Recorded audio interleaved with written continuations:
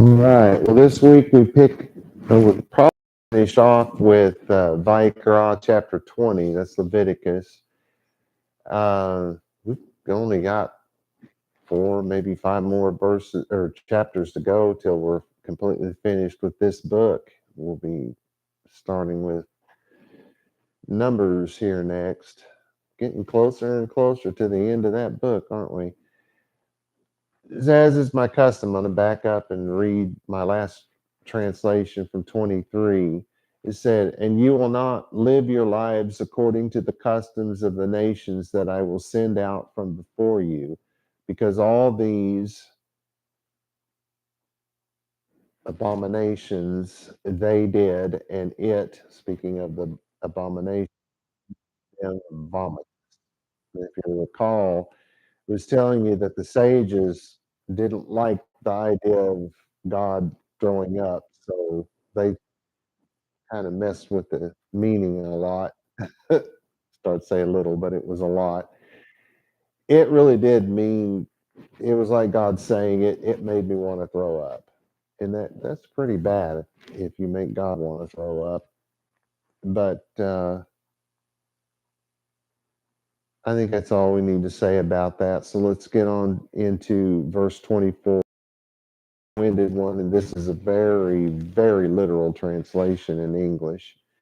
And said to you, you shall inherit they lands them, and I give her, or give it, her and it being the same thing, to you to inherit her land flowing milk and honey. I, Yahweh gods, you that make separate me, you from the peoples.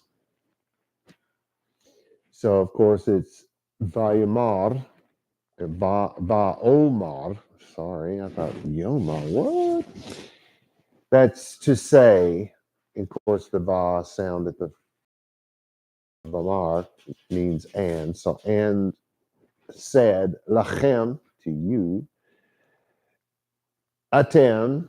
So and he said to you, you ti reshu, you shall inherit.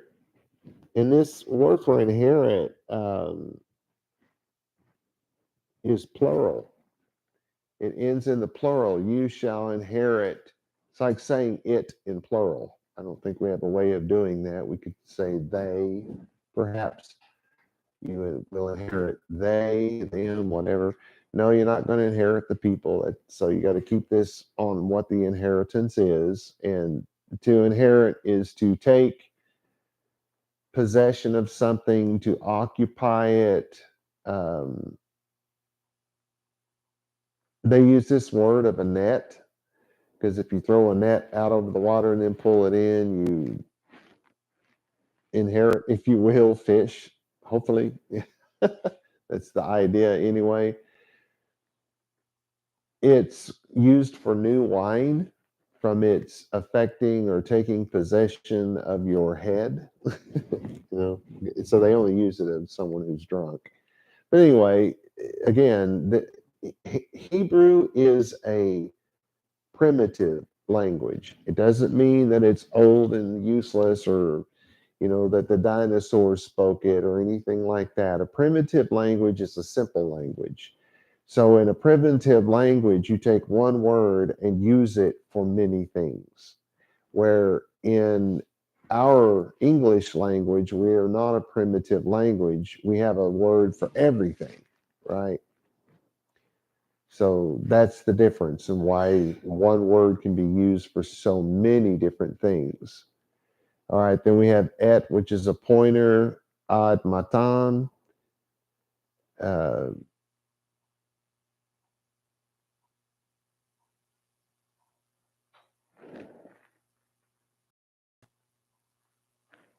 okay, this is actually from the root adam, and they're saying lands them. It's translated as lands, which is not wrong, but it's adma, maybe is a better way to say it. That would be, they use it of the earth because of the redness, or as they used to say, tawnishness of the color. It's used of dust, which mourners put on their heads. It's of the ground, which is tilled. It's called, they use it for the word for field, region, country, even the earth. It's used in a lot of different ways, but it's not aretz. It says va'ani, and I, this is God speaking, and I et nena, and that's from Natan, believe it or not. So they've added the olive to the front of it, which means I will. This is future. Why they added the olive to the front of any word is to make it future tense. And it's, is that first person I? Is that right, Donna? Yeah. So it's first person future. I will give her. And the reason why we'll say her at the end of it is not that there's a word for her or a symbol that's put on the end of the word that means her. We do this because it's feminine. They put the hey, which we pronounce like a H, um, which in Hebrew that's not even right, because in Hebrew it's a breathing out sound. It's not actually a letter, as it were. But they put that at the end of a letter to indicate that it's feminine. So we would say, I give her. It's to give, to cause, to receive. It's what you think of when you think of the word give in English. They mean exactly the same thing. And it says, lachem, to you. So God is saying, I am going to give this to you. And it's His to give and His alone. There's no human being on this planet that can say, hey, this land was mine, you need to give it back. No, all of the land of the entire planet has always belonged to God, except for Israel. And God just said, I give this to you. It's the only time we know of that God ever gave any of his land away. Anyway, just saying that's very Jewish way of looking at it, but it is our Bible, right? This is otah, which is et, which is the pointer, but it is in the feminine, so we could put her at the end. You don't really do it, but I mean, we could. I give her to you. I give, you could say it that way. What would you be speaking of? Well, the next word tells you, eretz. Now we have the word for land. See, first it was speaking of dust and dirt, and now it's speaking of the land itself. I will give the land to you. Oh, I want to say something about that. You read the Bible and it says earth all the time, and it should almost, if not never, say earth. We say in the beginning when God created the heavens and the earth. No, he created. Moshe is talking about our beginning. This is a letter to the Jews, by the Jews, for the Jews. To the Jews, by Moshe the Jew, for the Jewish people. And so when he says God created the heavens and the earth, he's literally talking about Israel. He's not actually talking about the planet. Why does nobody argue that? Well, because obviously God created the planet. We know that because he created light, then he created land and water, and then he separated the land from the water, and on it goes. So we know he created the planet. He said so. That's should not surprise anyone. But this specifically, God, the reason why we're talking about God creating Israel in terms of the heaven and the earth is because God had something very specific in mind. Us. Just going to throw that out there. That's what you should get when you read the Hebrew Bible. That's the way you should understand it, because that's what it's saying. So our next word is zavat. That's the word for flowing, properly used of water. As an idiom of the Hebrew language, it is used of things or persons in or from which anyone flows. To, what do they mean by that? To pine away, to die, your life is flowing from you. So that's how we use it idiomatically. So it says flowing with halab, that's milk. It's flowing with milk. So are the rivers made out of, is milk flowing down the rivers? Is milk flowing down the streets? No, you've got to understand here, this is an idiom, flowing with milk. And that's the word for milk, what you think of. You squeeze the cow and the liquid comes out, and then you separate the gooey stuff off the top, and then you put it in the ice box for a while if you have one, and you drink it cold. We used to have to drink that stuff warm when I was a kid. Ugh, I never liked it. And that gooey stuff was always on the top of it. It's used poetically of wealth.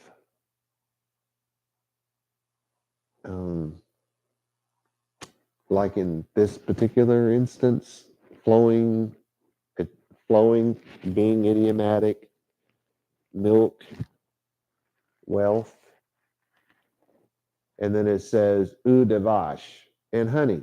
And that's used of the honey that comes from bees. It's used of wild honey. It's also used of the honey of grapes or new wine. Why? Because it's boiled. When you boil the liquid from a grape, they called it honey. Just saying. So it's flowing with wealth and sweet things.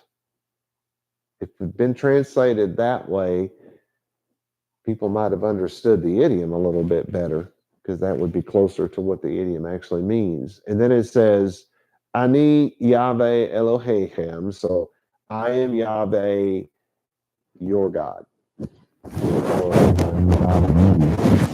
But, or you all could say it that way, but I am your God. I feel like I'm off to a really slow start here today, but hopefully I'll pick up speed.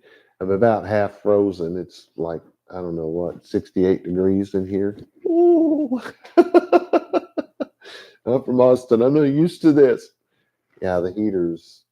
What's funny is I had them on medium. It was so hot in here I couldn't stand it. And then when it got really cold, I put them up on high, and it doesn't heat as well on high. I have to put it back down on medium, I guess. Anyway, because it's warmer now than it was when I put it up on. I just put it up on high, thinking that it would need more juice to keep it warm, and it did even less of a job. Anyway, this word Elohim is a generic word. It is not God's name. And one of the things I find very offensive by the sacred names nonsense, and is particularly among the Messianics. First off, they don't know where the sacred names teaching came from. It came from a dentist, a Christian dentist came up with that idea. And so now people go and they'll write capital G minus sign D. And I find that very offensive, because if that were his name and you're putting a minus sign in God's name, come on now, what's wrong with you? Okay, so I'm not really offended by it, but I find it offensive. It's a generic word. It's used of idols, false gods. It's used of human beings. If you're a judge or a mighty hero, like a war hero or something like that, that you were called Elohim among the Jews. And whether they do that in modern Israel or not, I don't know. But biblically speaking, David, his son Shlomo, David and Solomon, they were called Elohim because they had reached greatness. They had reached, well, they were the kings. Of course, they're going to be called Elohim. But even governors and stuff like that were called Elohim. It's just a generic word. It's not God's name, that's for sure. It's of a strong and mighty hero, and we use that word for our God because who's the strongest and the mightiest of all heroes? Hello, our God. Anyway, I haven't said that in a long time. Just thought I'd add it this week. Okay, then we have Asher. That means which, WHICH, or THAT, which or that. Which one was it? It was that one. Okay. Echem, that you, then it says mean, ha'amin. I did. That you, no, mean. I just said, You skipped the one but make separate me. oh, whoopsie. I sure did. Yeah, okay. After the word that, THA or WHICH. Now, that's not like the one with the pokey hat and flying around on a broom. That's the wrong witch. This is which one was it? Not Harry Potter stuff. Okay, so anyway, it says that word, and it says, he vitalti, make separate me. God decided to make us separate. That's what he just said, to be separate, to be distinguished. Why do you think the whole world hates Israel? Well, because God separated us from the world, and the world doesn't like it. Misery loves company, and we won't live in misery with them, so they don't like it. Anyway, more to it than that, but that's a good explanation as any. Etchem, you, and then it says min ha'amin. So from the people, I separate you from the peoples. All right, so our translation is pretty straightforward. And it has been said to you, you will inherit their lands, and I will give it to you for an inheritance, a land flowing with milk and honey. I, Yahweh, your God, who makes you separate. Oh, how did I miss that?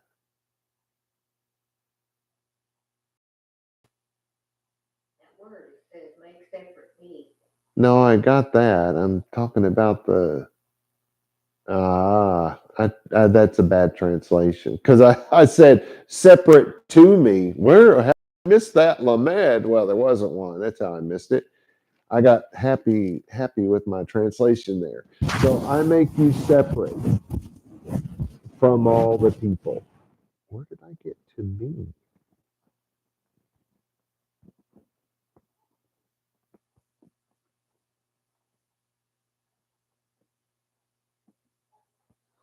I'm just making sure I didn't actually get that right and just miss it this time around. No, it doesn't say I make you separate to me. It says separate from the people,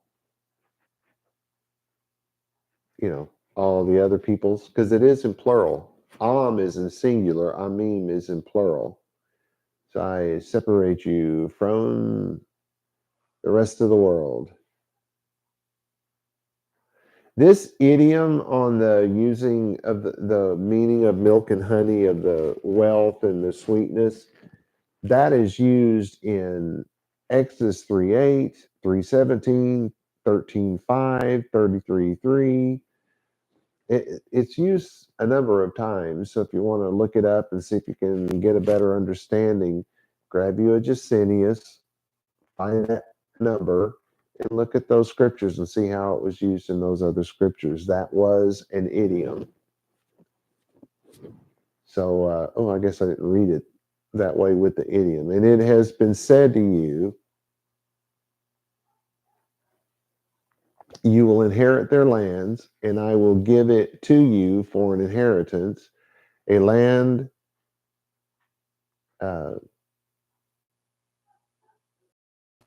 flowing with wealth and sweetness. I, Yahweh, your God, who makes you separate from all the peoples. Okay. Moving on to 25. Ooh, this is a really long one. very straightforward English, and make separate them between the livestock, the pure to unclean, and between the bird, the unclean to clean, and not to detest souls your in livestock and birds, and in all that creeps the ground, that make separate me to you to unclean. I think if you thought about this one a while, it'd be easy enough to understand. So we have hive daltem, and make separate them. So see, first God said, I'm separating you from the people. Now he's telling us we have to make separate, to be separate, to be distinguished from all others. And then it says bane, which this is something we don't do in English, but we say separate between this and that. Now, I guess we do from time to time, but it's not really common. Separate this from that is all we have to say. But in Hebrew, you say separate between. So what are we going to between? So there's two things here. Ha behema, the livestock. Ha tehorah, the pure livestock. That's tehorah. I'm afraid that you guys are hearing Torah there. That's not the same word.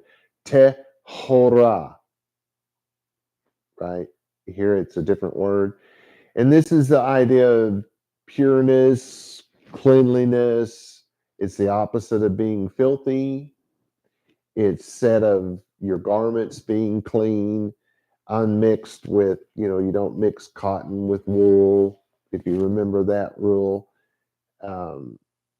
because that would make it unclean. To, of course, spill something on it would make it unclean, that sort of thing. So whatever the law of purity is, well, and when you're thinking about the clothing, you don't separate. Again, cotton with wool is not supposed to be put together. Then we have la teme'ah, which is the same word, but but this is in the negative, so it's impure, unclean things that are dirty, right? So you separate what? You separate the livestock, the clean from the unclean. Pigs are unclean. Camel are unclean. Cows and chickens are clean. Those chickens are nasty. They're clean. Why are they clean? Because they're edible. They're something we're allowed to eat because God has declared so. So that makes them clean. It's not that they're not nasty, dirty animals. Because pretty much all animals can get really nasty and dirty. A cow can, you know. Sheep sleep in their own poo. So I don't know how much you know about sheep, but they sure do that. They'll drop a pile, it'll be nice and warm, and they'll lay on it. Right? Just, that's not what makes them clean and unclean. What makes these animals clean is that God said you can eat this, and what makes them unclean is God said you can't eat that. That's what that amounts to. So you separate the livestock. So here you can get, it's okay for you to own pigs, it's okay for you to own camels, donkeys, things like that that are unclean, but you keep them separate. You got to know the difference is really what's being said here. You got to know that this is edible and that is not. Why is that so important? Well, you got to know that so that you don't go and eat a donkey or a pig or lobster or any other poop eater. Ooh.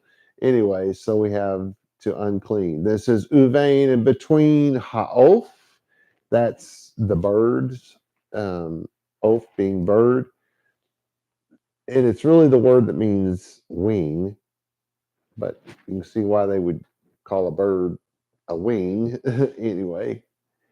Then you have atame, and that's we've already had this word. This is the impure, the unclean, that sort of thing. La tahor, remember that word? Well, the way it came out a while ago, it sounded like Torah, but we don't have the add-on at the back of this one. So this is the clean, the pure, and all that kind of stuff. And it says velo and not tishakzu. And this is in not become impure, abominable, if you will, unclean. Don't be contaminated. Don't be polluted. Don't be loathed. They use the word that way as well. And it says, et nafshotechem, your soul. Your soul. Because it's not what goes in the mouth that makes one unclean. It's what comes out of the mouth. And no, Yeshua was not the only one who taught that. That was very common among the rabbim of his time.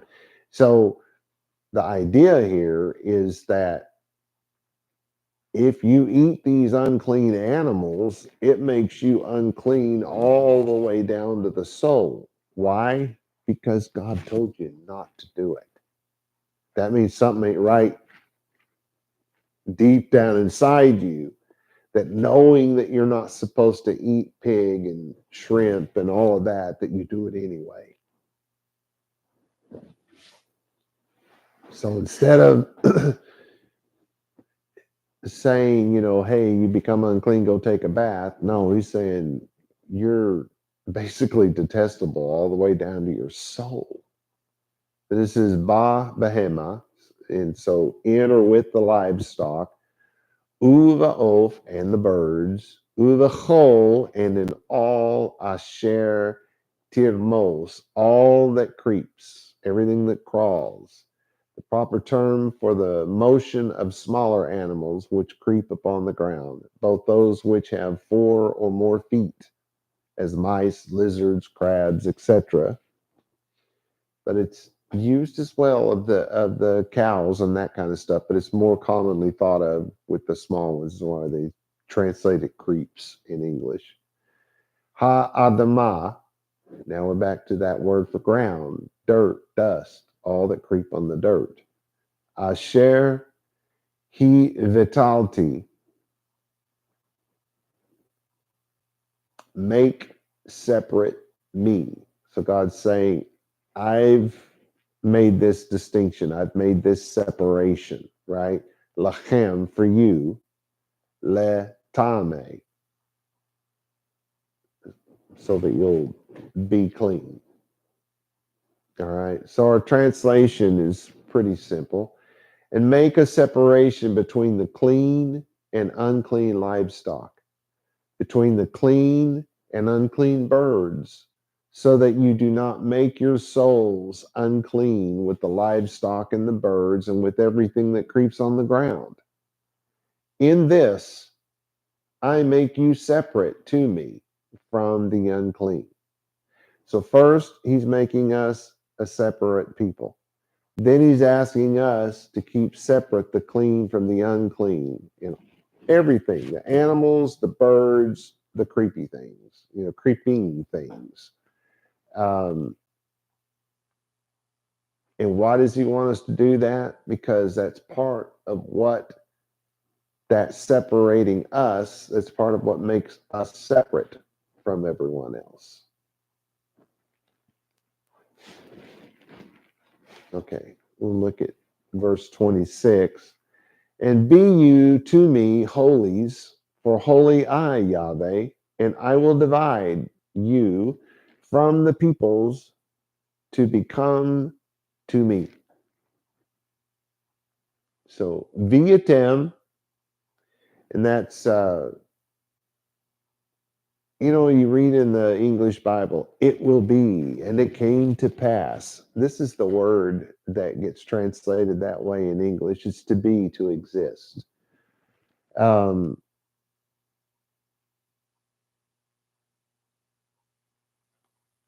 become.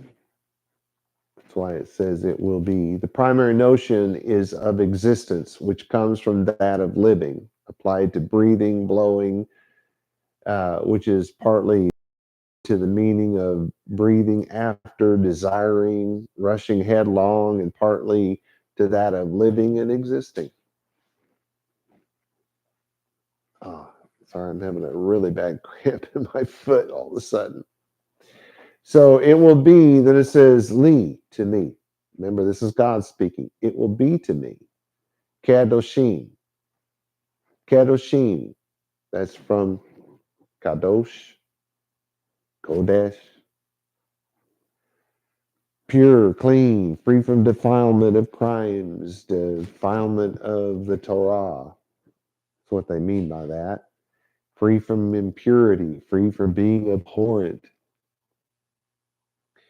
Kedoshim is Kodesh in plural, and it's most holy. So it's, of course, used of Yahweh.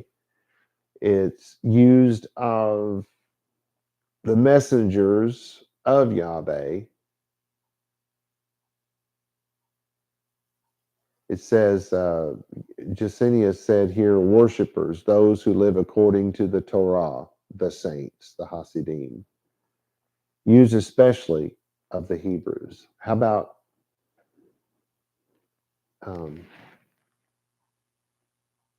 what's the word I'm looking for? Used only of the Hebrews. Exclusively. I knew there was a word I was looking for. Then it says, Ki Kadosh. Well, so this is the root of that same word, to be pure, to be free from defilement of crimes, to not have committed any Torah, any crimes against, if God said you have to do it, and you do it, and then God says you can't do it and you don't, that makes you holy, right? So who's holy here? Well, what's it say? Ani Yahweh. Right there, God's telling you that he never, ever breaks the Torah. If he tells us not to kill, steal, commit adultery, blah, blah, blah, then it's what we're learning is God's lifestyle. And God's telling us right here that the Torah is his lifestyle. So you're not going to catch God eating a pig. Just saying. Va'avedil. Just totally tried to say that wrong. And that's your word to be separate and distinct. Etchem, that's you. Min ha'amin, from the peoples. It says liot, which is the same word that we had a while ago on the exist thing, to be, it will come to pass, it was, it is, all of those sort of things come from that single word. Then it says li, to me. Probably lost you by now. What do we have here? And you will be holy before me, for I, Yahweh, am holy. And I will distinguish you from the peoples who are before me. And he's already told us how he's going to do that. He's already told us that he separated us from the people. And what makes us separate is the fact that he gave us his lifestyle to live by. And if we live by God's lifestyle, that makes us very distinct from all of the other people. Don and I once went to it was a meeting of a bunch of Christians. I don't remember what the deal was. We were sitting in someone's house, and somebody sitting across from us started essentially making fun of us. Oh, these guys think they're all holy, blah, blah, blah, simply because we had just shown up. We didn't know anyone in that house except for the one person who invited us to the house. And he was the main star. He was the music director of some little church somewhere. And he was the one that invited us, saying, he was going to introduce us to everybody. So we just sat there and weren't saying anything. And they said, you're just trying to be all more holy than everybody else. And no, we weren't. We were just didn't know anybody. And anyway, think about just us not talking. People thought we were acting holier than thou. And you wonder why the world hates Israel, hates the Jews. They are very obviously separated from the rest of the people of this world. They don't work on Saturday. The whole country's like that. They shut the place down. They roll up the streets when Friday lights go down. They don't do it. They celebrate the feasts of God, and they don't celebrate the feasts not of God. You know, there are Christians over there that do, but you're hard pressed to find anybody celebrating Christmas over there. Though there is a place or two that does, and a family or two that does. It's not something that you find very often, because and it's not the Jews doing it. It's the non-Jews that are in that country that are doing it. So if people just thought we were being more holy than thou just because we weren't talking, because we didn't know anybody, how much more are people going to see the people of God who really do live by his lifestyle as holier than thou? And people don't like that. Why? Because it makes them see the unholiness in themselves.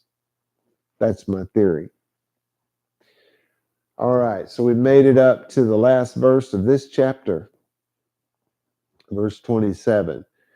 It says, very literally in English, and man or woman, for he will be in them sorcerer or soothsayer, dead and kill he, with stone he stone they, with them blood them in them. By now, most of you ought to know what's coming, right? The ish and man, a man. Uh, it's not plural, but it is used of humans every once in a while. Mankind, kind of, but it's not really the Hebrew word. Adam means mankind. This is really of a single person. Man, this is O Isha, or wife. Remember, O is how we say or in Hebrew. Man or woman, man or wife can be either one, because remember, Isha is generally the word we connect with a wife.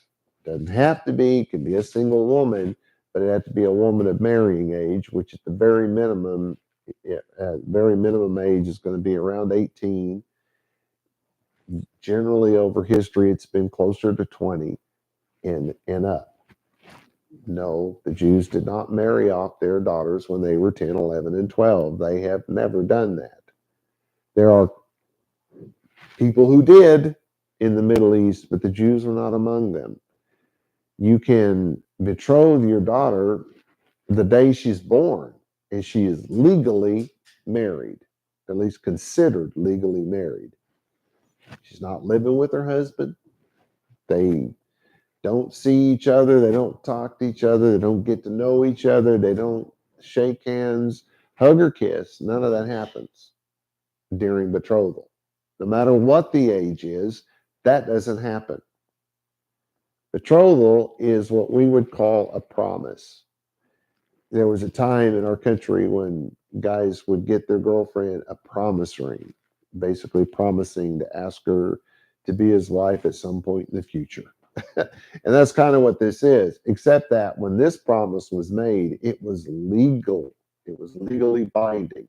So if you decided later on the two kids grow up and can't stand each other and they're both in love with somebody else, their parents still had to go to court and nullify that contract, because when they were betrothed, there was a contract made here. And it was particularly important because if for some reason, that's not going away. Something just jumped up and is covering half my screen.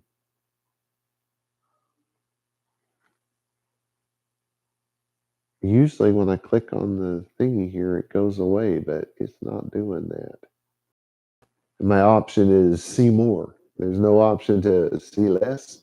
How about see less? Can we have that option?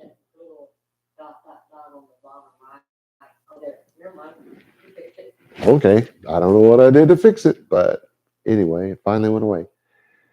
What was I saying?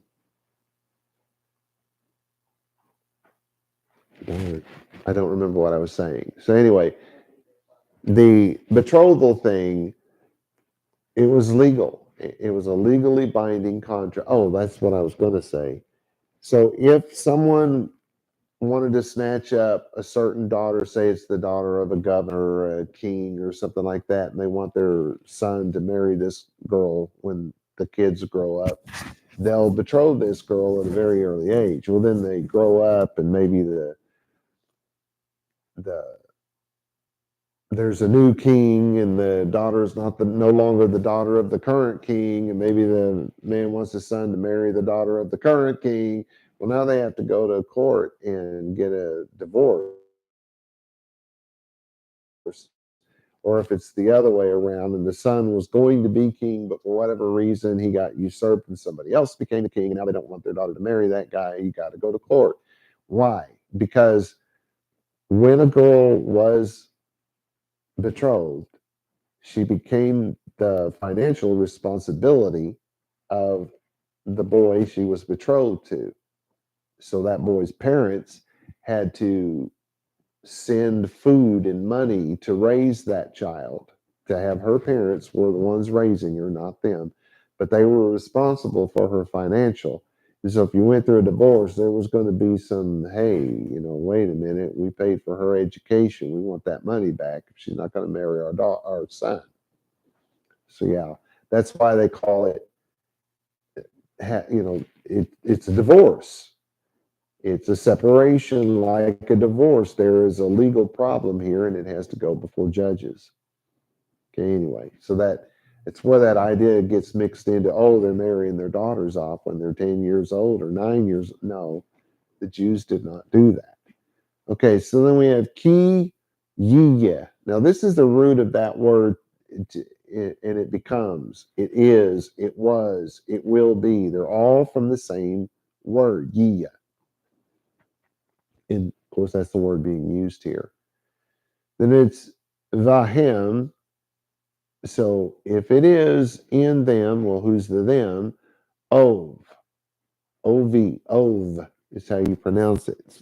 We call it sorcerer or a bottle. Bottle is, for some reason, they use that for bottle. So called from carrying water, used of wine bottles. But the actual idea here is to mumble. And that's why you get soothsayer out of this. It evokes someone who evokes the dead by some incantation, some magical song in order to get answers for the future. Is this real or is this nonsensical? It's in the Bible, and it actually happened according to the Bible, and God's saying don't have any part of it, so it must be real. Have I ever met or read or heard of somebody who could really do it? No. Beyond the Bible? No. Houdini spent a fortune and many years of his life, and his wife carried that on after his death, trying to figure out if there was some way for them to talk beyond the grave. Didn't do them any good. So I don't know what to tell you. There's only one case of it of ever truly being a real thing, and that's in the Bible. Outside of that, I don't know what to tell you. But it's of a hisser, of someone who mumbles. It's like when they're in the garden, that gets translated snake. Why? Because they use the word for hisser, mumbler. It's also the word we use for backbiter, because you're mumbling, kind of hissing in someone's ear. All of that comes from that same place. This is O, which remember that's or, Yid Oni, soothsayer, properly of knowing, a prophet, a wizard, in a bad sense, a false prophet. It's of a spirit of divination. And so it gets connected to a Western idea of a python, and people who do this soothsaying thing with pythons. That's not biblical. Yes, you'll find it in your Jusinius. That has no connection to the Bible times. Just going to throw that out there. So you had this.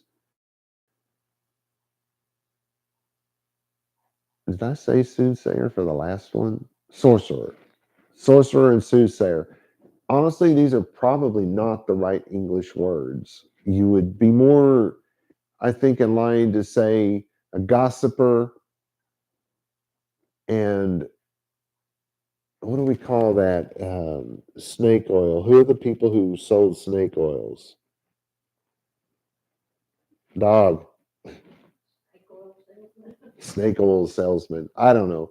It seems like there's a title for that we used to use. But anyway, to say something like that, a backbiter and a BS artist, those would be actually closer to what these things really mean than this idea of soothsayer and all of that. The reason why it's brought up is because of that one story in the Bible about someone pulling up, I forget who it was, and having a conversation, some dead guy and having a conversation with him. That's why it gets tied to that. But the word is really not used for that beyond that little story. So I don't know what to tell you. Then it says mut umato. Remember that mut yamot or mut umat? Yeah, umat mut umat. This is the same thing, but this is die he. Remember, it doesn't really change whether it's die he, die he, they. None of that makes any difference. It's just part of the grammatical thing that no one of this time period understands why they changed it up that way. It all means exactly the same thing. So you recall that we have already learned that die he, die they does not mean that somebody's to be put to death. It means that they're to be excommunicated. And I believe we learned that at the beginning of this very chapter. So then it says, ba'even, so with a stone or in a stone, supposed to kill somebody who's encased in a stone, apparently. No, that's not what's going to happen. Then it says, yer gemu, and stone they, very literally, if you will. But we also learned, and it was at the beginning of this chapter, that is a secondary idiom, or a second idiom in this case, and it means exactly what they just said. They will be excommunicated. The only thing that goes beyond that is that this is saying that their excommunication will not be forgotten. So we use the word stone. Why? Because how do you make something permanent in that day? You get out a chisel and a hammer and you chisel it in stone. That's what they're literally saying is chisel in stone, but that's not what it means. What it means is you don't ever forget it. So in their time, how did you not ever forget it? You chiseled it in stone. So they did it literally, but it's still an idiomatic phrase. And it means that they're to be excommunicated. But in this case, there was that argument of, well, there must be a time period between the excommunication and the forgiveness of whatever the sin was, if you recall. So the stoning it in stone would be you can never forget it. Where the die he die, there's a possibility that that person can be forgiven. Some cases they can, some cases they can't. It depends on what they did. This is it's that you're not supposed to forget. Otam dimehem. So it's otam is just the arrow. Et is your words, but they put the sound at the end for them. This is the mayhem, and that's dam. That's your word for blood. So their blood, this bomb, which is just two letters that are thrown together. It's not really a word, but it means in them. So their blood is in them. Remember, that's another idiom that we learned in this very chapter, what this idiom means. All right, so my translation then is, and man or woman, for sorcerers or soothsayers, will be among them. For backbiters or gossipers will be among them. Chisel their name and offenses in stone. In a stone he stoned they, remember that? They will be excommunicated, die they die. And they are punished for their guilt. Their blood is in them, means they will be punished for their guilt. So I'm going to read it with the idioms, and then I'm going to go back and read it with what the idioms mean. So you get two translations here. And man or woman for sorcerer and soothsayer will be among them. In a stone he stone they, die he die they, with them, blood them, in them. That doesn't make any sense, does it? Let's read what it means. And man or woman, or backbiter or gossip, will be among them. In other words, these kind of people will wind up among men and women. Chisel their names, the backbiter and the gossip, chisel their names and offenses in stone. They will be excommunicated, and they are punished for their guilt. That's all that means. Now, this is not talking about how long that punishment is supposed to last.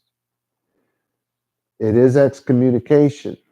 And perhaps in the next chapter, we'll learn what the length of time is. Maybe not. Maybe we'll learn it in the book of Numbers. Maybe we'll learn it in the book of Deuteronomy.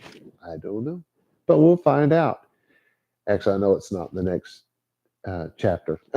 Because that's a whole different thing. We're getting back on the priest again in the next chapter. Anyway, that's all I have for you today, and I'm out of time. Shalom, shalom, everybody.